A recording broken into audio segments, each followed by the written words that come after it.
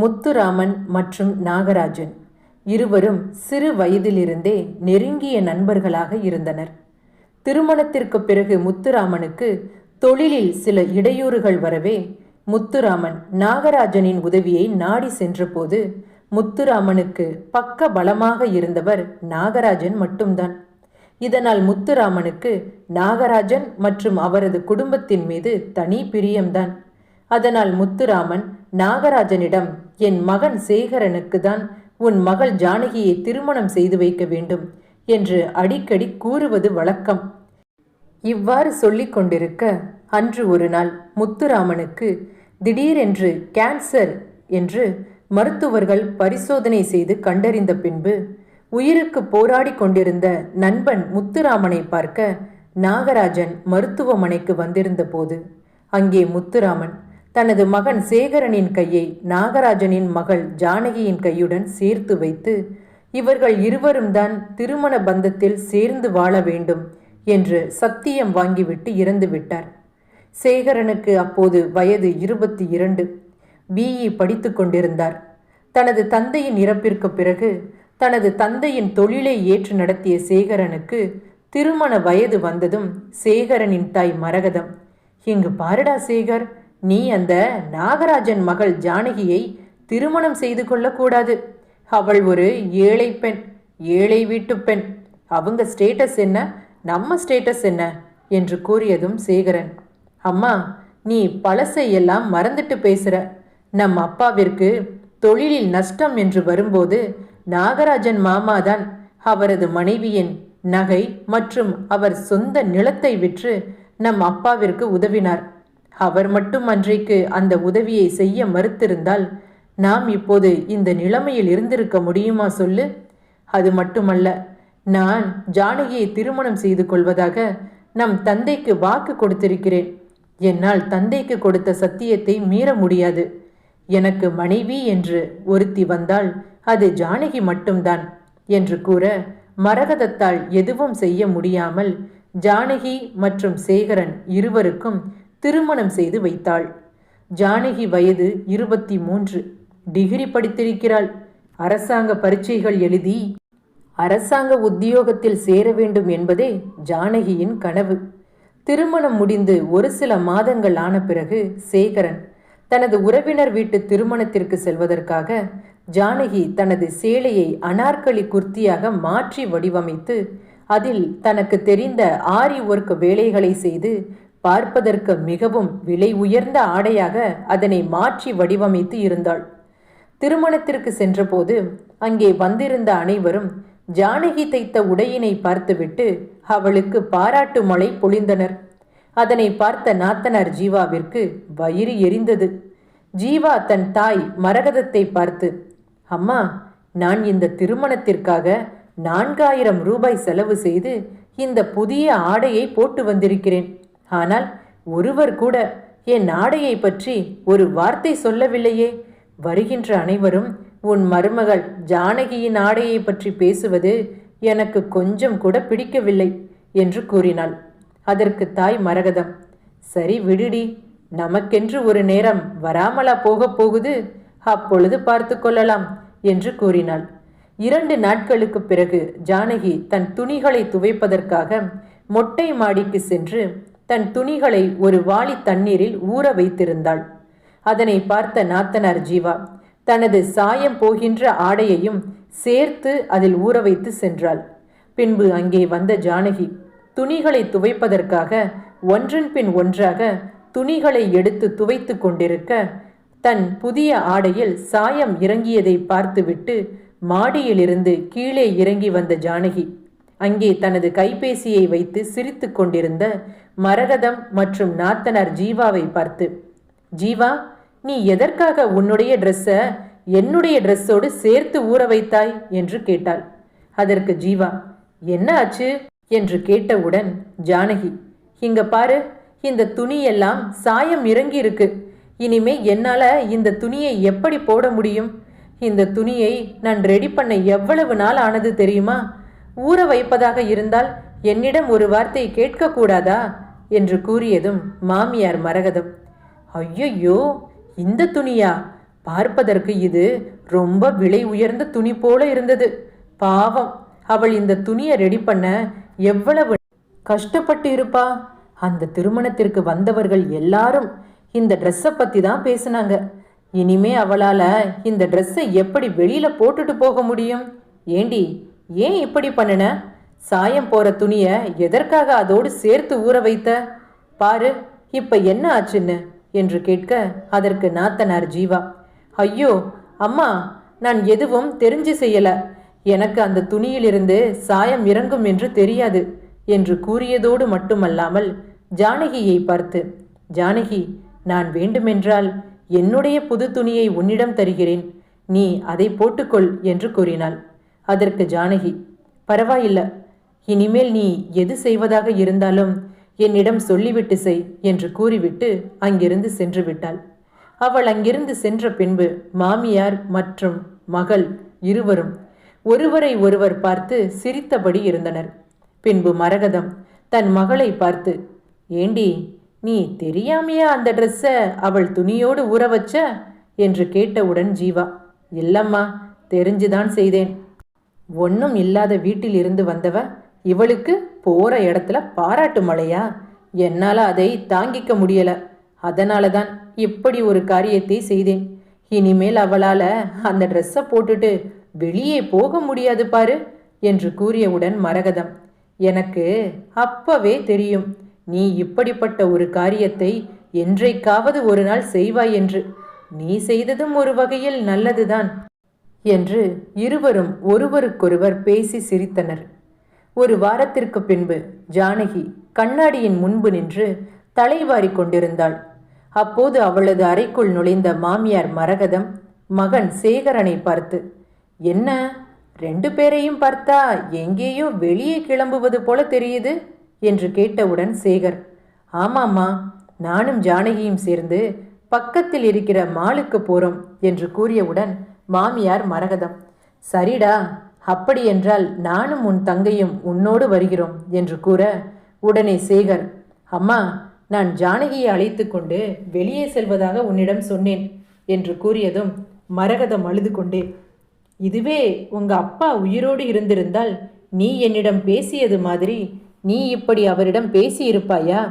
நீ உன் மனைவியை அழைச்சிட்டு வெளியே போறதா இருந்தா உங்க அப்பாவிடம் பெர்மிஷன் வாங்காம உன்னால வெளியே தான் போயிருக்க முடியுமா?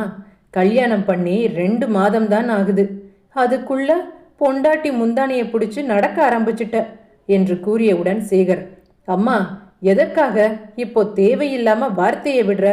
இப்ப என்ன, நாம் எல்லாரும் சேர்ந்து வெளியே போகணும், அவ்வளவுதானே? சரி, நீயும் கிளம்பு, எல்லாரும் சேர்ந்து போகலாம் என்று கூறியவுடன் மரகதம், சரிடா என்று சொல்லிவிட்டு அறையின் வெளியே நின்று கொண்டிருந்த மகள் ஜீவாவை பார்த்து, இங்கு பாருடி, உங்க அண்ணன் சரின்னு சொல்லிட்டான்.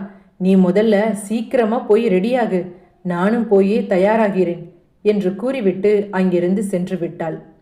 அவள் அங்கிருந்து சென்ற பின்பு மருமகள் ஜானகி கணவன் சேகரனை பார்த்து, என்னங்க, என்ன இது? நாம 2 பேரும் தானே வெளியே போறதா சொல்லி இருந்தோம், இப்ப என்ன திடீரென்று உங்க அம்மாவும் தங்கச்சியும் நம்ம கூட வர்றதா சொல்றாங்க என்று கேட்க, அதற்கு சேகர், நான் என்ன செய்ய? அம்மா பேசியதை நீயும் தானே கேட்ட, அவங்க பேச்சை மீறி என்னால் எதுவும் செய்ய முடியாது என்று கூறியதும் ஜானகி, என்னங்க, என்ன இருந்தாலும் என்று வார்த்தையை சொல்லி முடிப்பதற்குள் சேகர், நீ என்ன சொல்ல வரேன்னு எனக்கு ரொம்ப நல்லா தெரியும். உனக்கு எங்க கூட வர இஷ்டம் இருந்தால் வா, இல்லை என்றால் உன் விருப்பம் என்று கூறிவிட்டு அங்கிருந்து சென்று விட்டான். பின்பு குடும்பமாக அனைவரும் வெளியே சென்று இரவு உணவையும் வெளியே சாப்பிட்டு முடித்தனர்.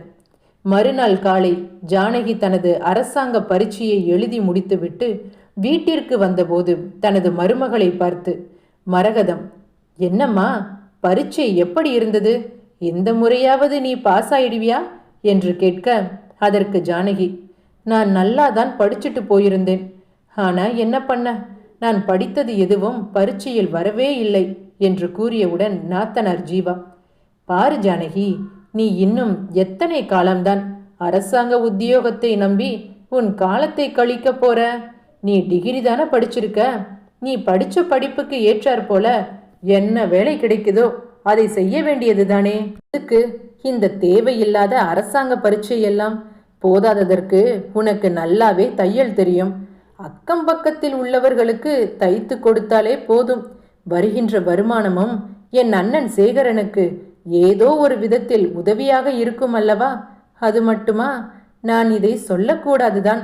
இருந்தாலும் என்னால் என் அண்ணன் கஷ்டப்படுவதை பார்த்து கொண்டிருக்க முடியாது. உங்க அப்பாவிற்கு போன மாதம் உடம்பு சரியில்லை என்று உங்க அப்பாவை மருத்துவமனைக்கு அழைத்து கொண்டு போய் மருத்துவ செலவு அனைத்தையும் பார்த்தது என் அண்ணன்தான் என்று கூறியதும் அதை கேட்டு கோபமான ஜானகி, உங்க அண்ணன் எனக்கும் என் குடும்பத்திற்கு மட்டும்தான் செலவு செய்கிறாரா? ஏன் நீயும் தான் 3 வருடமா கோச்சிங் சென்டர்ல படிக்கிறதா சொல்லிட்டு போற. ஆனா இப்போது வரைக்கும் நீ பாஸ் ஆன பாடில்ல. என்னமோ உங்க அண்ணன் எனக்கு மட்டும்தான் செலவு செய்வது மாதிரி பேசுற என்று கூறியவுடன் அதனை கேட்ட மாமியார் மரகதம், இங்க பாரு, சேகரன் என் பிள்ளை. அவங்க அப்பா அவனை சிறு வயதிலிருந்து கஷ்டப்பட்டு படிக்க வைத்து அவனை இந்த நிலைமைக்கு ஆளாக்கி வைத்திருக்கிறார். அவங்க அப்பா மட்டும் என் மகனை படிக்க வைக்காமல் போயிருந்தால் அவன் இப்படிப்பட்ட ஒரு நல்ல நிலைமைக்கு வந்திருக்க முடியுமா? என் மகன் உன் அப்பாவுக்கு செய்ய வேண்டியது ஒன்றும் கடமை கிடையாது. ஆனால் என் மகள் ஜீவாவிற்கு அப்படி கிடையாது. என் மகளுக்கு செய்ய வேண்டியது சேகரனின் கடமை. நாங்கள் சிறு வயதில் இருந்து காசு செலவு செய்து என் மகனை படிக்க வைத்திருக்கிறோம். இன்று என் மகன் வேலைக்கு சென்று அவன் சம்பாதித்து எனக்கும் என் மகளுக்கும் செலவு செய்ய வேண்டியது அவனுடைய கடமை என்று கூறியதும் நாத்தனார் ஜீவா, அம்மா, எதற்காக இதையெல்லாம் இவளிடம் சொல்ற? இவளுக்கு நம்ம ஸ்டேட்டஸை பற்றி என்ன தெரியும்? 3 வேளை கஞ்சிக்கு வக்கில்லாத குடும்பத்திலிருந்து வந்தவதானே உன் மருமக.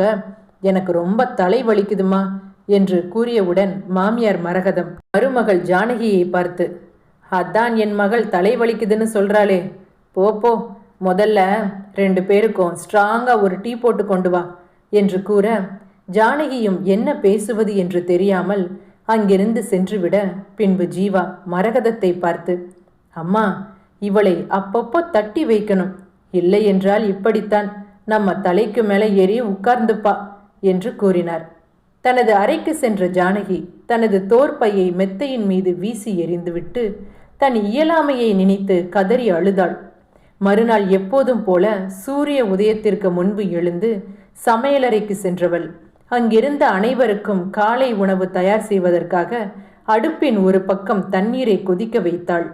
மறுபக்கம் 5000 பக்கங்கள் அடங்கிய அரசாங்க உத்தியோகத்திற்கான பயிற்சி புத்தகத்தை கையில் வைத்தபடி படித்து கொண்டிருந்தாள். இவ்வாறாக நாட்கள் போய்கொண்டிருக்க 6 மாதங்களுக்கு பிறகு ஒரு நாள் சேகரன் சமையலறையில் நின்று கொண்டிருந்த தனது தாய் மற்றும் தங்கையை பார்த்து, அம்மா, இன்றைக்கு நம்ம வீட்டில் எதுவும் சமைக்க வேண்டாம், நாம் அனைவரும் வெளியில சென்று சாப்பிடலாம் என்று கூறியவுடன் மரகதம், என்ன திடீரென்று, இன்றைக்கு ரொம்ப சந்தோஷமா இருக்க போல என்று கேட்டவுடன் சேகர், ஆமாம்மா, உன்னுடைய மருமகள் ஜானகிக்கு அரசாங்க வேலை கிடைத்திருக்கிறது. நமது மாவட்டத்திலேயே 15வது இடத்தில் தேர்ச்சியாகி இருக்கிறாள். மாதம் 45,000 ரூபாய் சம்பளம் என்று கூறியதும் அதனை கேட்ட மாமியார் மரகதம், பரவாயில்லடா, சொல்ல காப்பாத்திட்டாளே. பொண்ணுன்னா இப்படி இருக்கணும், ஜானகியா கொக்கா என்று கூறி முடிக்க உடனே நாத்தனார் ஜீவா, அண்ணா, ஜானகி அரசாங்க உத்தியோகம் கிடைப்பதற்கு முன்பே வானத்துக்கும் பூமிக்கும் குதிப்பா, இப்போ சொல்லவா வேணும் என்றாள். 4 மாதங்களுக்கு பிறகு ஜானகி தன் பணியின் காரணமாக வெளியே சென்றிருந்தாள். செல்லும் வழியில் நாத்தனார் ஜீவா ஒரு ரெஸ்டாரண்டில் பெயர் தெரியாத ஒரு ஆணுடன் அருகில் அமர்ந்து சிரித்து பேசிக் கொண்டிருப்பதை பார்த்தவுடன் ஜானகி விரைந்து அங்கு செல்ல, அங்கு அவள் போவதற்கு முன்பு அவர்கள் இருவரும் அங்கிருந்து சென்று விட்டனர். பின்பு அங்கே இருந்தவர்களிடம் நாத்தனார் ஜீவா மற்றும் அங்கு வந்த பெயர் தெரியாத அந்த நபரை பற்றி ஜானகி விசாரிக்க தொடங்கினாள். பின்பு வீட்டிற்கு வந்த ஜானகி தனது அறையின் கதவை திறந்தபோது அங்கே மெத்தையின் மேல் மாமியார் மரகதம் மற்றும் தனது கணவன் சேகர் இருவரும் அவர்களது கைபேசியை பார்த்து கொண்டிருந்தனர். அப்போது மாமியார் மரகதம், இந்த போட்டோவை கொஞ்சம் பாரு. நீ அப்பாவோட கையை பிடிச்சு நடக்கிற மாதிரி இருக்கு. இது எங்க அம்மா உயிரோடு இருக்கும்போது எடுத்தது தானே என்று ஒருவருக்கொருவர் தங்களின் கடந்த கால நினைவுகளை பற்றி கருத்துக்களை பரிமாறிக்கொண்டிருக்க, அந்நேரம் ஜானகி கணவன் சேகரனை பார்த்து, என்னங்க, நல்ல வேளை நீங்க 2 பேரும் இங்கே தான் இருக்கீங்களா? நான் உங்களிடம் ஒரு முக்கியமான விஷயம் சொல்லணும். நான் உங்களையும் உங்க அம்மாவையும் பிரிக்க வேண்டும் என்ற எண்ணத்தில் இதை நான் சொல்லல என்று கூற, அதற்கு சேகரன், சுத்தி வளைக்காமல் விஷயம் என்னவோ அதை சொல்லு என்றதும் ஜானகி, நான் வேலை காரணமாக வெளியே சென்றிருந்தபோது ஒரு ரெஸ்டாரண்டில் ஜீவா ஒரு பெயர் தெரியாத நபருடன் சிரித்து சிரித்து பேசுவதை நான் பார்த்தேன் என்று கூறியவுடன் மாமியார் மரகதம், அடடே, நீ கூட ஏதோ ஒரு முக்கியமான விஷயம் பேசணும் என்று சொன்னவுடன் நான் என்னென்னமோ ஏதோ என்று நினைத்து பயந்து விட்டேன். இவ்வளவுதானா? அது அவளது நண்பனாக கூட இருக்கலாம் இல்லையா? ஒரு ஆணும் பெண்ணும் பேசினால் அதில் தப்பா நினைப்பதற்கு என்ன இருக்கு? இது எல்லாம் இந்த காலத்துல சகஜம். நீயும் இந்த காலத்து பெண்தானே என்று கூறியவுடன் ஜானகி, இல்லைங்க, நான் அங்கு சென்று விசாரித்தேன். ஜானகி கல்லூரிக்கு செல்லாமல் கல்லூரியை கட்டடித்து விட்டு அடிக்கடி அந்த ரெஸ்டாரண்ட்டுக்கு வருவதாக அங்கு வேலை செய்பவர்கள் சொன்னார்கள் என்று கூறியதும் கோபமான மரகதம், என்ன நீ ஏன் பொண்ணை பற்றி என்னிடமே தப்பா சொல்றியா என்று கூறியதும் மகன் சேகர், அம்மா நீ கொஞ்சம் பேசாம இரு. நீதான் அவளுக்கு இவ்வளவு செல்லம் கொடுத்து கெடுக்கிறது. பாரு அவள் என்ன காரியம் செஞ்சிருக்கான என்று கூறியதும் ஜானகி, பாருங்க, இந்த காலத்து பசங்களை நம்ப முடியாது. காதல் என்ற பெயரில் பல பெண்களை அவங்க சூழ்ச்சி வலையில் விழ வைத்து பின்பு அவங்க தேவை முடிந்தவுடன் அந்த பெண்ணை தூக்கி எறிஞ்சிட்டு போயிடுவாங்க. ஏதோ நான் பார்த்ததை உங்களிடம் வந்து சொல்லிவிட்டேன். இதற்கு மேல் முடிவு செய்ய வேண்டியது உங்க விருப்பம் என்று கூறிவிட்டு அங்கிருந்து சென்று விட்டாள். பின்பு சேகரன் தன் தங்கை எப்போது வீட்டிற்கு வருவாள் என்று ஹாலில் இருந்த சோஃபாவில் அமர்ந்தபடி அவளுக்காக காத்து கொண்டிருந்தான். ஒரு வழியாக இரவு 7 மணிக்கு வீட்டினை வந்தடைந்த தங்கை ஜீவாவை பார்த்து சேகர், வீட்டுக்கு வர ஏன் லேட்டு என்று கேட்டவுடன் ஜீவா, கிளாஸ் இருந்தது என்று கூறியதும் கோபமான சேகர், முளைச்சி இன்னும் 3 இலை விடல, அதுக்குள்ள பொய் சொல்ல ஆரம்பிச்சிட்டியா? காலையில எங்கே போயிருந்த என்று கேட்டபோது ஜீவா, நான் காலேஜுக்கு தான் போயிருந்தேன். பொய் சொல்லாத, நீ காலேஜுக்கு போகிறதா சொல்லிட்டு கிளாஸ் ரூமை கட்டடிச்சிட்டு உன் பாய் ஃப்ரெண்டு கூட ரெஸ்டாரண்ட்டுக்கு போயிருக்க.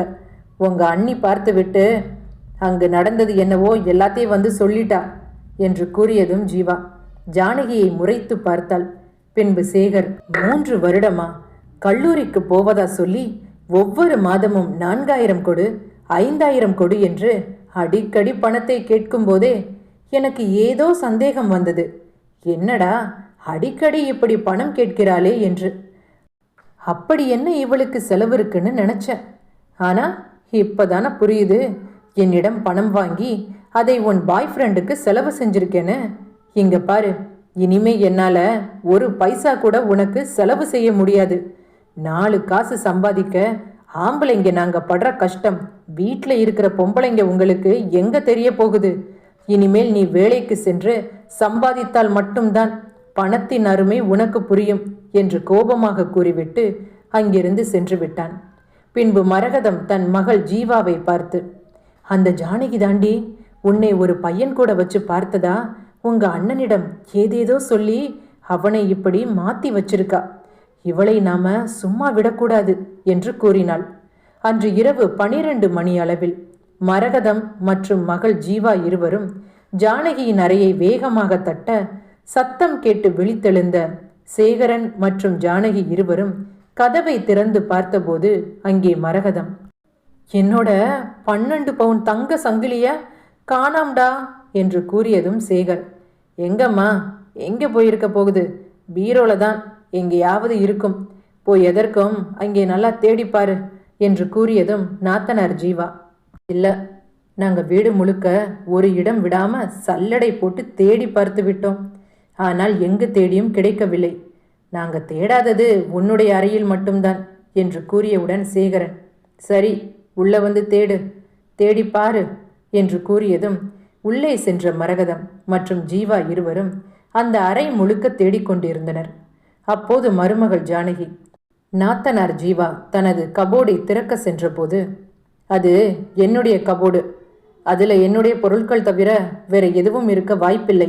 நீ தேடுவதாக இருந்தால் அதை விட்டுவிட்டு மற்ற இடத்தில் தேடிப்பாரு என்று கூறியவுடன் நாத்தனார் ஜீவா, அது என்ன, உன்னுடைய கபோர்டில் மட்டும் தேடக்கூடாதுன்னு ஆர்டர் போடுற? ஒருவேளை அந்த நகை இந்த கபோர்டில் கூட இருக்கலாம் இல்லையா என்று கேட்டவுடன் மருமகள் ஜானகி, இங்க பாரு, உங்க அம்மாவோட நகை எதற்காக என் கபோர்டுக்கு வரணும்? நகைக்கு என்ன காலா இருக்கு? நடந்து அங்கிருந்து பறந்து வர நீ வேண்டுமென்றே என் மீது திருட்டு பட்டம் கட்ட முயற்சி செய்கிறாய். என்னோட கபோர்டை திறக்காத.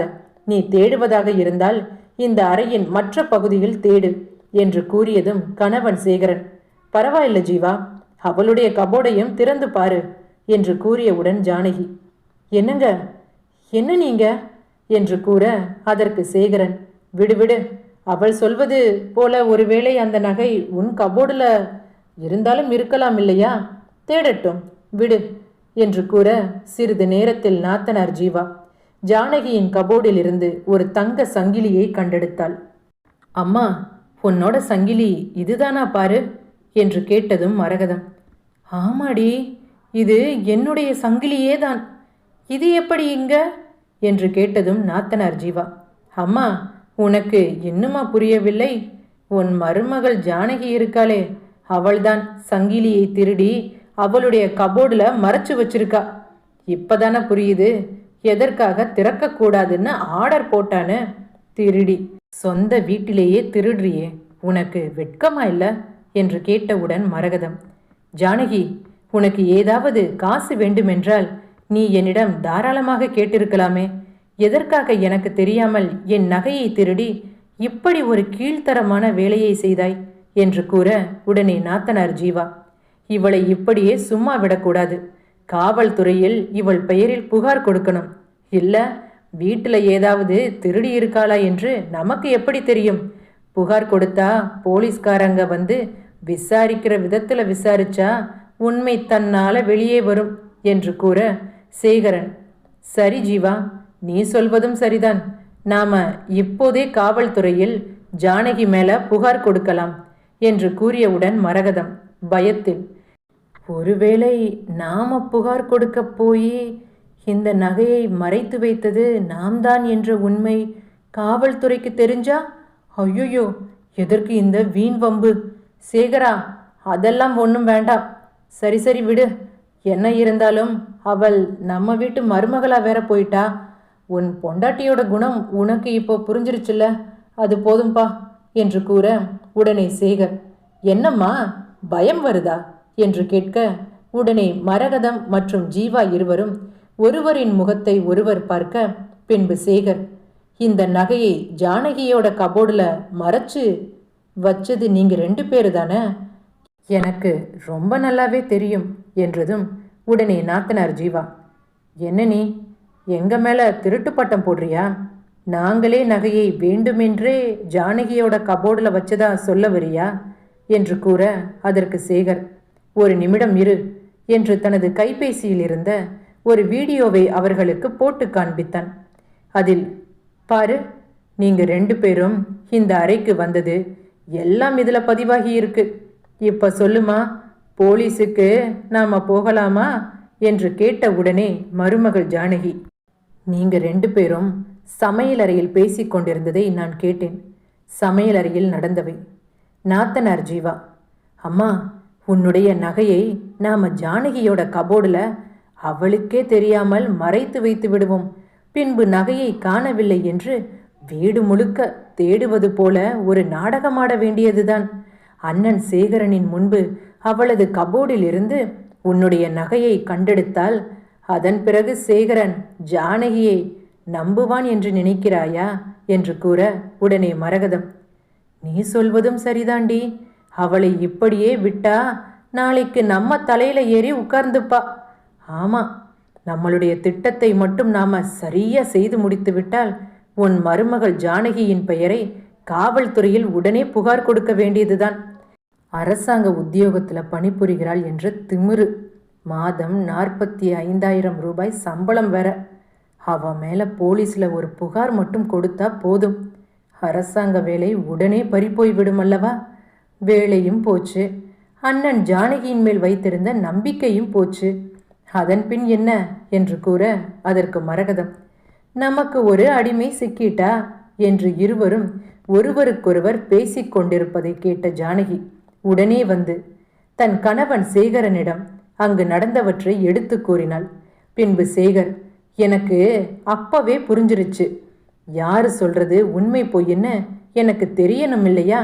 அதனால தான் என்னுடைய அறையில் 2 பக்கமும் கேமராவை செட் பண்ணி வைத்திருந்தேன் என்று கூறியவுடன் மருமகள் ஜானகி நாத்தனார் ஜீவாவை பார்த்து, என்னை பார்த்து வெட்கம் இல்லையா என்று கேட்டாய்?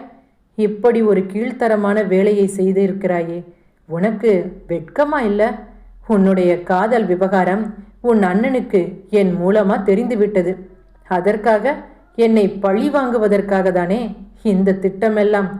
நீ எல்லாம் ஒரு பொண்ணா என்று மாமியாரின் பக்கம் தன் தலையை திருப்பி, உங்க பொண்ணுதான் விவரம் புரியாம ஏதோ நடந்துக்கிறான்னு பார்த்தா நீங்க வயசானவங்க, வாழ்க்கையில் நல்லது கெட்டதுன்னு எல்லாத்தையும் பார்த்து வளர்ந்தவங்க, உங்க அனுபவமோ ஜாஸ்தி. ஆனா நீங்க போய் உங்க பொண்ணு செஞ்ச இப்படி ஒரு கேவலமான வேலைக்கு துணை நிற்பீங்கன்னு நான் கொஞ்சம் கூட நினைச்சு பார்க்கல என்று கூறியதும் மகன் சேகர், அம்மா, அவள் செய்கிற எல்லா தப்புக்கும் இப்படி அவள் பின்னால் துணை போறியே, நாளைக்கே அவளுக்கு திருமணமாகி அவள் அவங்க புகுந்த வீட்டுக்கு போனா அங்கே இப்படி ஒரு காரியத்தை துணிந்து செய்ய மாட்டான்னு என்ன நிச்சயம்? அங்கே இப்படி ஒரு காரியத்தை துணிஞ்சு செஞ்சா நம்ம மரியாதை என்னவாகும்? கொஞ்சம் யோசிச்சு பாத்தியா? உன் மகளுக்கு இப்படி ஒரு குணம் இருக்கிறது என்ற விவரம் கட்டிக்க போறவனுக்கு மட்டும் தெரிஞ்சா என்னவாகும் என்று கேட்டான். அதன் பிறகு ஜானகி, நான் ஒன்றும் உங்க பொண்ணு மாதிரி உங்க 2 பேர் மேலேயும் போலீஸ்ல புகார் கொடுக்க போறதில்ல.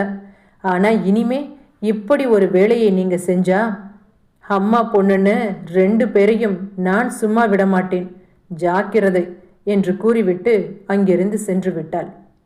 அவள் அங்கிருந்து சென்ற பின்பு மாமியார் மரகதம் மற்றும் நாத்தனார் ஜீவா இருவரும் தாங்கள் செய்த தவறை நினைத்து தலை குனிந்து நின்றனர்.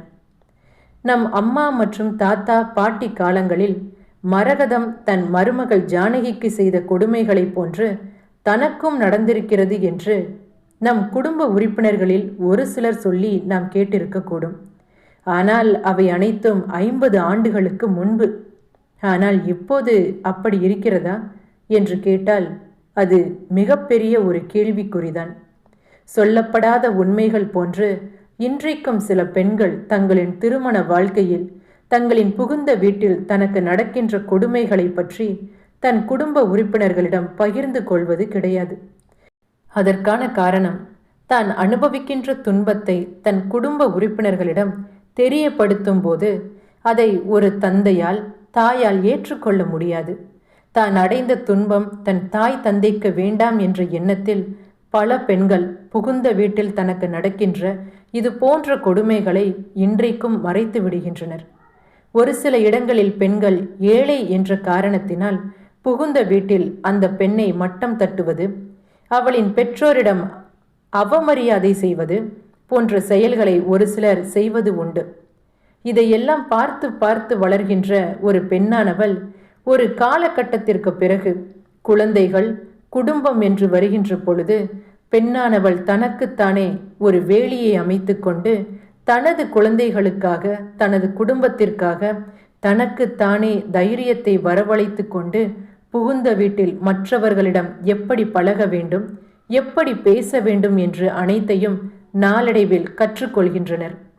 இந்த கதையில் வருகின்ற மரகதம் மற்றும் நாத்தனார் ஜீவா இருவரும் செய்தது சரியா தவறா? மருமகள் ஜானகியின் பதிலடி சரியா தவறா? உங்கள் கருத்தை மறக்காமல் கமெண்டில் பதிவிடவும். எனது இது போன்ற மற்ற சில கதைகளை இந்த கதையினுடைய டிஸ்கிரிப்ஷனில் நான் அட்டாச் பண்ணியிருக்கேன். உங்களுக்கு நேரம் இருந்தால் தவறாமல் அதை போய் செக் அவுட் பண்ணி பாருங்கள். இந்த கதை உங்களுக்கு பிடித்திருந்தால் இந்த கதைக்கு ஒரு லைக் கொடுங்க. உங்கள் ஃப்ரெண்ட்ஸ் அண்ட் ஃபேமிலி மெம்பர்ஸுக்கு இந்த கதையை மறக்காமல் ஷேர் பண்ணுங்கள். சப்ஸ்கிரைப் பண்ண மறக்காதீங்க. சப்ஸ்கிரைப் பண்ணும்போது பக்கத்தில் இருக்கிற பெல் ஐக்கானை மறக்காமல் ப்ரெஸ் பண்ணுங்கள். ஏனென்றால் அப்போது தான் நான் வீடியோ போட்டேன் என்பதற்கான நோட்டிஃபிகேஷன் உங்களுக்கு உடனுக்குடன் வரும். நேயர்களாகிய நீங்கள் அனைவரும் எனக்கு கொடுத்த அன்பிற்கும் ஆதரவிற்கும் மிக்க நன்றி. வணக்கம்.